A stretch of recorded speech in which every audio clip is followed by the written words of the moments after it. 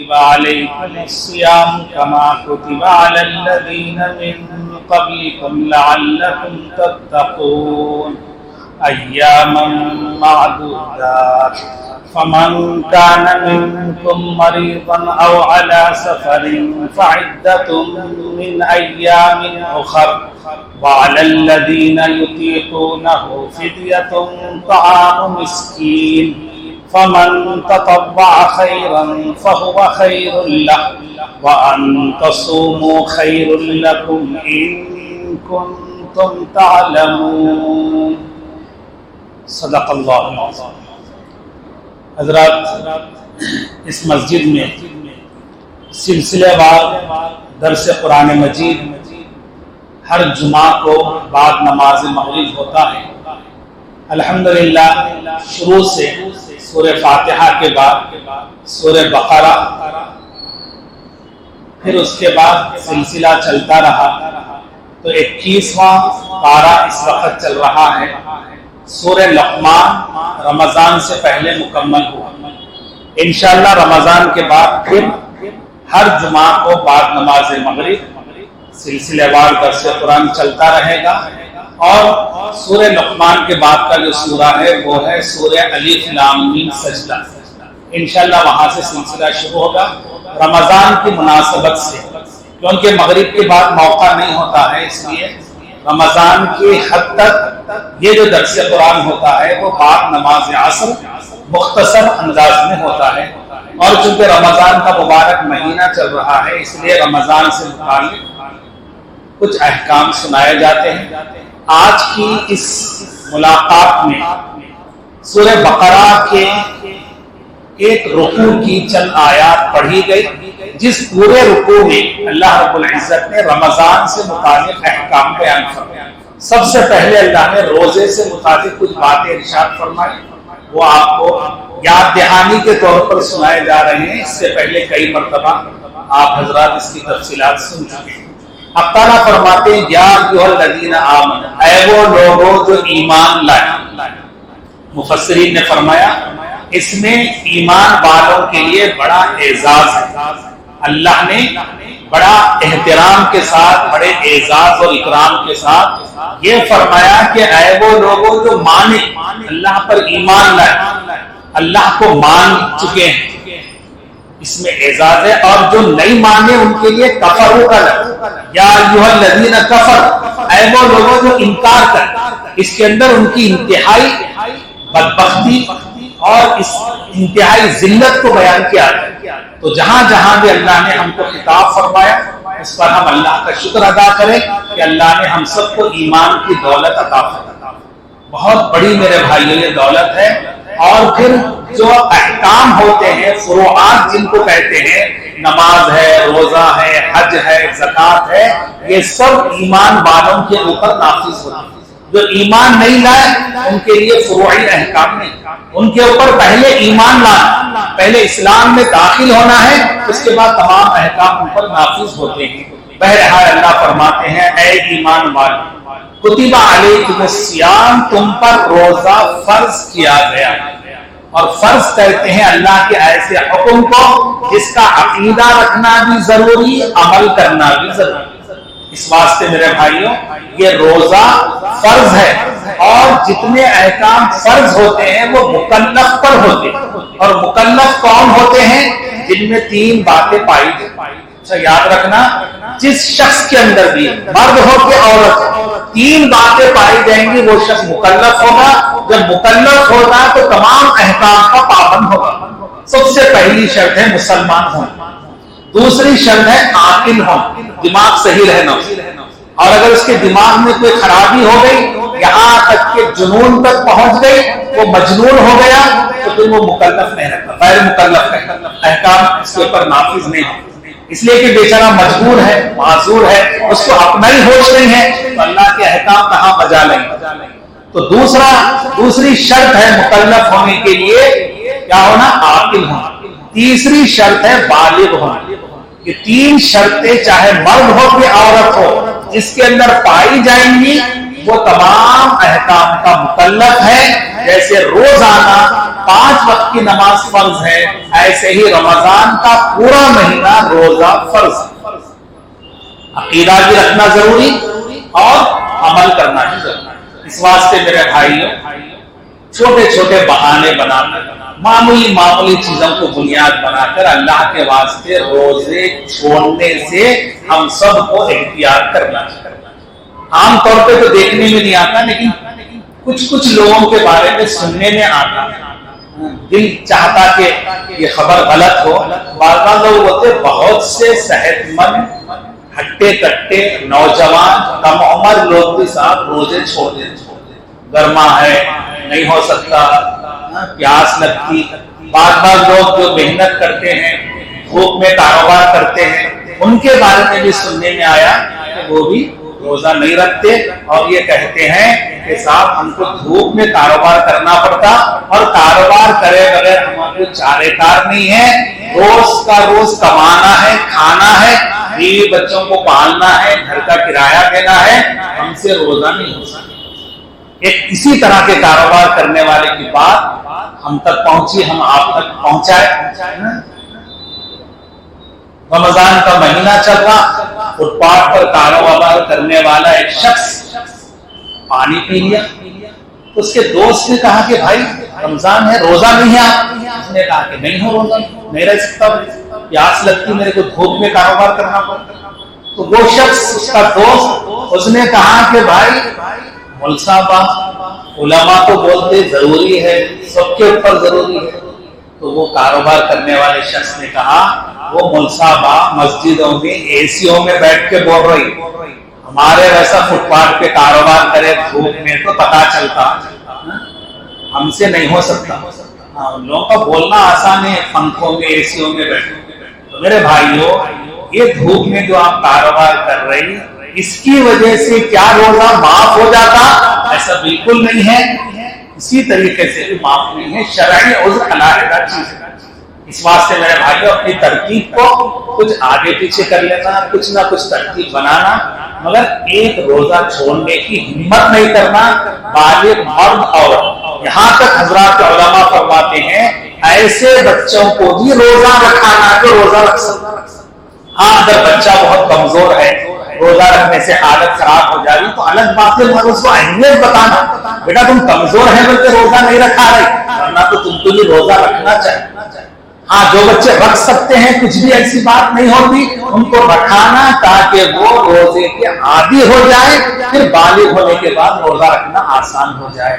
बच्चा है बोल के नहीं रखेंगे, बालिग होगा तो रोजा रखना एक मसला हो जाएगा, उसको हिम्मत नहीं होगी रोजा रखने। जैसे नमाज के बारे में है, बच्चा 7 साल का हो जाए, नमाज पढ़ने के लिए कहो, 10 साल का हो जाए, नमाज नहीं पढ़ने पर मारो। हालांकि 10 साल के बच्चे पर भी नमाज फर्ज नहीं होती जब तक कि वो बालिग हो जाए, लेकिन उसको बश कराना है, उसको अल्लाह के अहकाम का आदी बनाना है। इसी तरह उलमा फरमाते हैं, अगरचे के बच्चा या बच्ची अभी बालिग नहीं हुए, मगर उनको रोजा रखाना ताकि वो रोजे के आदी हो जाए। अभी आप सुने नबी रहमत सल्लल्लाहु अलैहि वसल्लम का इरशाद गिरामी, बिला उज़्र के अगर कोई शख्स एक रमजान का रोजा छोड़ दे, जिंदगी भर रोजे रखेगा तो इसका बदल नहीं हो सकता। इतने अहम रोजे हैं मेरे भाई। तो बहरहाल अल्लाह फरमाते, कुतिबा अलैकुमुस्सियाम, तुम पर रोजा फर्ज किया गया, कमा कुतिबा अलल लज़ीना मिन क़ब्लिकुम, जैसा कि तुमसे पहले लोगों पर फर्ज किया गया। अब ये जुमला क्यों है? अल्लाह की हिकमतें होती हैं, अल्लाह की मसलहतें होती हैं, अल्लाह का कलाम समंदर है। लेकिन मुफस्सिरीन ने 2 वजूहात बयान फरमाए हैं जो आपको सुनाए जा रही हैं, और वो 2 वजूहात में भी हमारे लिए बड़ा नफा है, बड़ा फायदा है, बशर्ते ये कि हम उसको समझें, तवज्जो ध्यान से सुनें। एक वजह मुफस्सिरीन ने ये बताई है, अल्लाह रब्बुल इज्जत बड़े रहीम है, बड़े शफीक है अपने बंदों पर, बड़ी मोहब्बत करने वाले हैं। चूंकि सुबह सादिक से गुरूब आफ्ताब तक بغیر کھائے پیے کے رہنا تھوڑا سا مشکل معلوم ہوتا ہے، تو یہ جملہ بڑھا کے اللہ اس حکم کو آسان کر دے رہے ہیں۔ نفسیاتی طور پر آدمی کے لیے وہ کام آسان محسوس ہوتا ہے جس کو بہت سے لوگ کرتے آئے ہیں۔ اگر کوئی کام ایسا ہو جس کو سب کر رہے تو اپنے لیے بھی کرنا آسان، لیکن اگر آپ سے یہ کہا جائے یہ کام آپ کو کرنا ہے اب تک کوئی نہیں کیے تو نفسیاتی طور پر آپ دباؤ میں آ جاتے اور بولتے بھائی میرے سے بھی شاید یہ کام نہیں ہو سکے گا۔ اللہ فرما رہا ہے یہ روزے پہلی مرتبہ تم پر فرض نہیں کیے گئے، تم سے پہلے لوگوں کو بھی فرض کیے گئے، وہ بھی روزہ رکھتے ہوئے آئے ہیں تاکہ ہمارے لیے اللہ کا یہ حکم پورا کرنا آسان ہو جائے۔ دوسری وجہ بعد مفسرین نے یہ بھی بتائی ہے کہ ہمارے اندر بڑائی پیدا نہ ہو جائے، تکبر نہ آ جائے، ہم عجب میں گرفتار نہ ہو جائے۔ اور یاد رکھو میرے بھائیوں، بڑے سے بڑا کام کر کے اگر آدمی میں بڑائی پیدا ہو جائے گی تو وہ کیا کرایا عمل برباد ہو جائے گا، اللہ کی بارگاہ میں قبول نہیں ہوگا۔ تو اللہ فرما رہے ہیں کہ یہ کام تم ہی نہیں کر رہے کہ تم کر کے بہت یہ کہنے لگو کہ ہم روزہ رکھے، پورے روزوں کی پابندی کریں، تم سے پہلے لوگ بھی یہ کام کر چکے ہیں تاکہ ہمارے اندر تواضع باقی رہے۔ بہرحال کما کتب علی الذین من قبلکم لعلکم تتقون، تاکہ تمہارے اندر تقویٰ آ جائے، احتیاط آ جائے، حرام حلال کی پہچان آ جائے، جائز ناجائز کی تمیز آ جائے۔ یہ مقصد ہے میرے بھائیوں روزے۔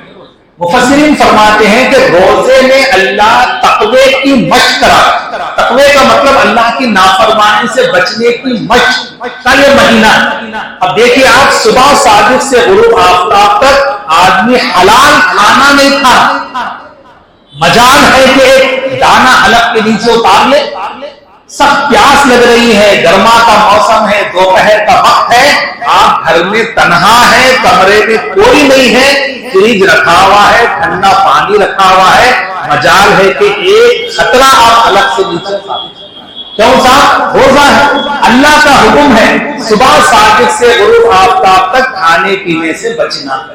تو بھئی وہی اللہ کا حکم ہے ناجائز چیزوں سے بچنا، حرام سے بچنا، گالی گلوچ سے بچنا، لڑائی جھگڑے سے بچنا، فحش بے حیائی کے مناظر دیکھنے سے بچنا۔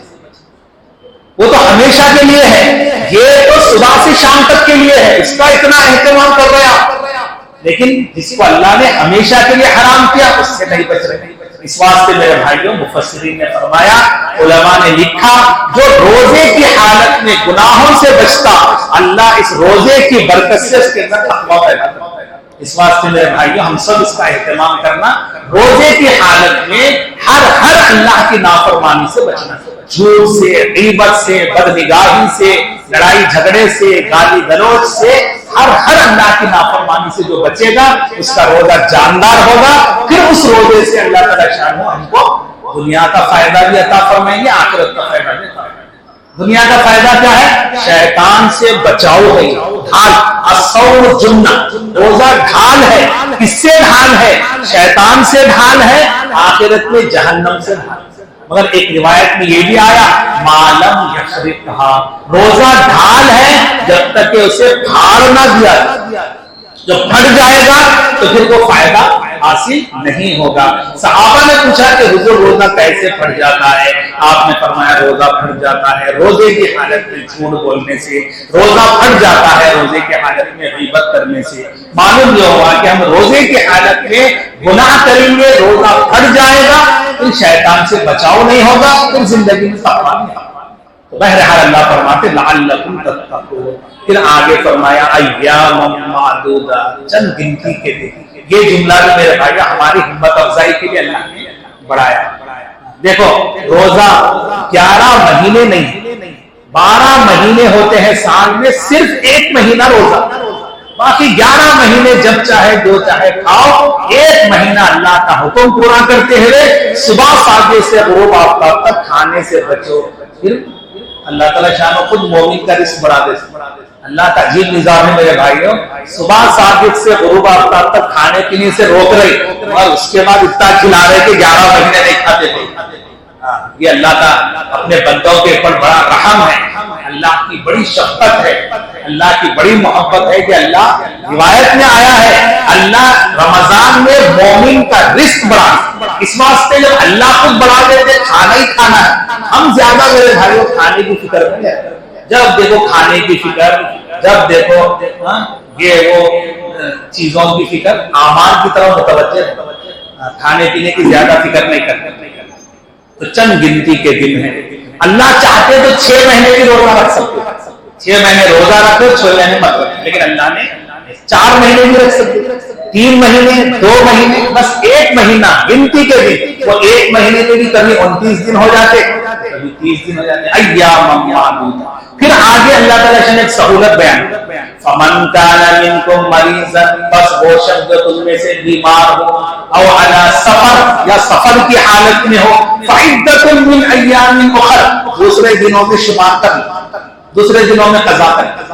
اب بیمار سے کیسا بیمار مراد ہے وہ سمجھ لو میرے بھائی، بیمار سے ایسا بیمار مراد ہے جس کی بیماری ایسی ہو کہ روزہ رکھنے سے بیماری میں نقصان ہوتا ہے، بیماری کے بڑھ جانے کا اندیشہ ہے، اور آدمی کے مرنے کے قریب ہو جانے کا خدشہ ہے، یا صحت دیر سے ملنے کا خدشہ ہے، ایسی بیماری مراد ہے، چھوٹی موٹی بیماری مراد نہیں۔ سحری میں اٹھے تھے، سر میں درد ہوا تھا، روزہ چھوڑ، میں بھی بیمار، پیٹ میں درد محسوس ہوا، روزہ چھوڑ دیا، تھوڑا سا بخار محسوس ہوا، نہیں، یہ بیماریاں مراد۔ اس واسطے میرے بھائیو، ایک تو چھوٹی چھوٹی چیزوں کو بنیاد بنا کے نہیں چھوڑنا، اپنے آپ کو بیمار نہیں سمجھنا۔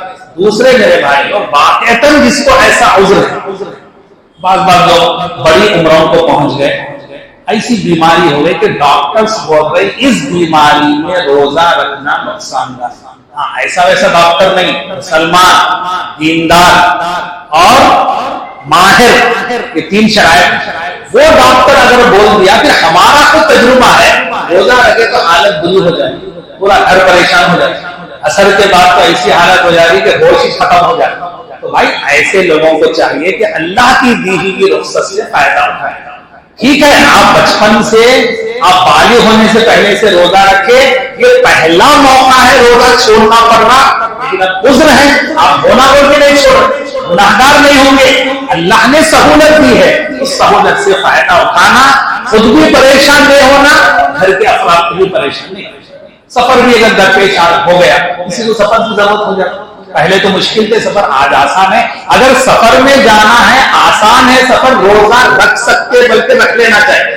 بعض لوگ سمجھتے سفر کرنا ہی نے پہلے تو رمضان کرے تو روزہ نہیں رکھ سکتے، ایسا نہیں ہے، سہولت ہے، چاہے تو چھوڑ سکتے آپ، شرعاً آپ مسافر ہیں، 78 کلومیٹر یا اس سے آگے جا رہے ہیں، اگرچہ کہ سہولت کا سفر ہے، مگر اللہ کی طرف سے اجازت ہے کہ آپ روزہ چھوڑ کے بعد میں قضا کر سکتے، لیکن جو رکھ لے گا اس کا روزہ ہو جائے۔ تو جتنے روزے چھوٹے، یاد رکھنا بیماری کی وجہ سے، سفر کی وجہ سے، بعد میں اس کی قضا کرنا۔ ایسے ہی میرے بھائی، عورتوں کو ہر مہینہ کچھ دن ناپاکی کے ہوتے، ان ناپاکی کے دنوں میں بھی ان کو شرعی عذر ہے، روزہ رکھنے کی اجازت نہیں ہے، نماز پڑھنے کی اجازت نہیں ہے، قرآن پڑھنے کی اجازت نہیں ہے، پڑھنا نہیں ہے زبانی تو چھونے کا تو سوال ہی پیدا نہیں ہوتا، مسجد کے اندر ایسی خاتون نہیں آ سکتی، شوہر اس سے ہمجستر نہیں ہو سکتے، یہ سب احکام لاگو ہو جاتے ہیں۔ اس واسطے بھائی اس کو بھی چاہیے، جس عورت کو یہ ناپاکی کی حالت شروع ہو گئی، جیسے ہی شروع ہوئی روزہ ختم۔ اب کسی عورت کو 10 منٹ پہلے حیض شروع ہو گیا، آج کا روزہ گیا، ہاں روزے کا ٹائم ہونے کے بعد شروع ہوا تو آج کا روزہ ہو گیا، اب آج کے روزے کی بھی قضا کرنا ہے اس کو، اور جتنے روزے چھوٹیں گے اتنے دن یاد رکھنا، رمضان گزرنے کے بعد قضا کرنا۔ نماز کی قضا نہیں ہے، روزے کی قضا ہے ایسی عورتوں کے لیے۔ بعض عورتوں کے بارے میں معلوم، بڑا غم کرتے ہیں لوگ، افسوس کر لیتے، بعض تو بولتے کہ اللہ نے عورت کہیں کو بنایا تھی، اچھا روزے چل رہے تھے، تراویحاں پڑھ رہی تھی، روزانہ 3 پارے پڑھ رہی تھی، اب ایسی حالت ہے۔ میرے بھائیوں گھبرانے کی ضرورت نہیں ہے، افسوس کرنے کی ضرورت نہیں ہے، اللہ کی طرف سے ہے یہ ذہن بنانا ہمارا ہم کہ دیکھو اللہ جب پاکی کی حالت میں روزہ رکھو بولے روزہ رکھی، ناپاکی کی حالت میں اللہ مت رکھو نہیں رکھ رہے، اللہ کا حکم پورا ہو تو اپنے کو ٹینشن لینے کی کیا ضرورت ہے، پریشان ہونے کی کیا ضرورت ہے، افسوس کرنے کی کیا ضرورت ہے۔ ہم کو اللہ کا حکم مطلوب ہے، نہ روزہ مقصد ہے، اللہ کا حکم پورا کرو. اب اس حالت میں اللہ ہی بولے روزہ مت رکھو، اللہ کا حکم پورا ہو. بہرحال فمن كان منكم مريضا او على سفر فعدة من ايام اخر وعلى الذين يطيقونه فدية طعام مسكين. اور ان لوگوں پر جن کے اندر روزہ رکھنے کی طاقت ہے وہ ایک مسکین کو کھانا کھلا دیں. یہ پہلے تھا حکم، اب نہیں. اب جو روزہ رکھ سکتے رکھنا ہے. وہ جو آگے آیت ہے فمن شہد منکم الشہر فلیصم، جو رمضان کا مہینہ پائے چاہیے کہ روزہ رکھے. اس آیت سے یہ آیت منسوخ ہو. پہلے لوگ روزے سے مانوس نہیں ہوئے تھے اور روزے سے مناسبت نہیں ہوئی تھی، تو اللہ نے ایک آپشن رکھے تھے، چاہے تو روزہ رکھ لو یا مسکین کو کھانا کھلاؤ. لیکن آگے اللہ نے فرمایا وَأَن تَصُومُوا خَيْرٌ لَكُمْ إِن كُنتُمْ، اگر روزہ رکھ لو تو تمہارے لیے بہتر ہے. جس وقت آپشن تھا، سہولت تھی، اس وقت بھی اللہ فرمانے روزہ رکھ لو تو بہتر ہے. لیکن اب یہ سہولت ختم ہو گئی. اب کس کے لیے ہے فدیۃ طعام مسکین؟ سمجھ لو میرا بھائی، ایسا بیمار دو قسم کے ہوتے. ایک بیمار وہ ہوتا ہے جو وقتی طور پر بیمار ہوئے روزہ نہیں رکھ سک رہے، جب صحت ہو جائے گی روزوں کی قضا کرے. لیکن کچھ بیمار وہ ہوتے جو ایسے بیمار ہوئے اب صحت کی امید نہیں، مثلا بڑی عمر کو پہنچ گئے، اب صحت کی امید نہیں ہے، کمزوری ہو گئی، کئی بیماریاں ہو گئے، روزہ نہیں رکھ سک رہے. ایسے بیمار فدیہ ہے ان کے لیے، ایک روزے کا ایک فدیہ. کیا فدیہ ہے؟ اگر آپ فقیر کو کھانا کھلا رہے تو ٹائم پیٹ بھر کے کھانا کھلانا، سحری میں بھی افطار میں بھی، اور اگر عام دنوں میں کھلا رہے تو صبح شام کھلانا. 30 فقیروں کو، 30 روزے ہیں تو 30 فقیروں کو کھانا کھلانا صبح شام. ایک ٹائم کھلا رہے 60 فقیروں کو کھلانا. نہیں، اگر آپ پیسے دے دینا چاہ رہے 2.25 کلو گیہوں جو آپ کھاتے ہیں اس کی قیمت ایک روزے کا فدیہ ہے. ایسے ہی 30 روزوں کا حساب کر کے فدیہ دے دینا. بہرحال میرے بھائیوں، یہ چند احکام ان آیات کی تفسیر میں آپ کو سنائے گئے. بس روزوں کا ہم اہتمام کریں اور روزوں کو جاندار بنائیں. روزے کی حالت میں اللہ کے ہر نافرمانی سے بچنے کی کوشش کریں. اور اگر کچھ مسئلہ پیش آ جائے روزے میں، بہت سے کام ہوتے ہیں، بعض کام وہ ہوتے ہیں جس سے روزہ نہیں ٹوٹتا، اپن سمجھے ٹوٹ گیا، مسئلہ ہو جاتا ہے. اس واسطے علماء سے معلوم کرنا، مفتیوں سے رجوع ہونا. کچھ کام ہوتے جس سے روزہ ٹوٹ جاتا، صرف قضا لازم آتی. لیکن کچھ کام ایسے ہوتے جس سے روزہ ٹوٹ جاتا، اس کا کفارہ بھی لازم آتا. اس واسطے ہم علم حاصل ہے. کچھ کام وہ ہوتے روزہ ٹوٹتا نہیں مگر مکروہ ہو جاتا. اس واسطے ایسے کاموں سے بچنا جس سے ہمارا روزہ مکروہ ہو جائے. اس کے لیے میرے بھائیوں علم حاصل کرتے رہنا، علماء سے رجوع رہنا، کتابیں پڑھتے رہنا، تاکہ ہمارا روزہ علم کی روشنی میں صحیح انداز میں ہو. بہرحال آج اسی پر اکتفا کیا جا رہا ہے. اللہ ہم سب کو صحیح علم، صحیح عمل کی توفیق عطا فرمائے. الحمدللہ رب العالمین والصلاة والسلام علی خیر خلقہ سیدنا محمد وعلی آلہ واصحابہ اجمعین. اللهم وفقنا لما تحب وترضى. اللهم انا نسألك الهدى والتقى والعفاف والغنى. وصلي وسلم وبارك على سيد المرسلين والحمد لله.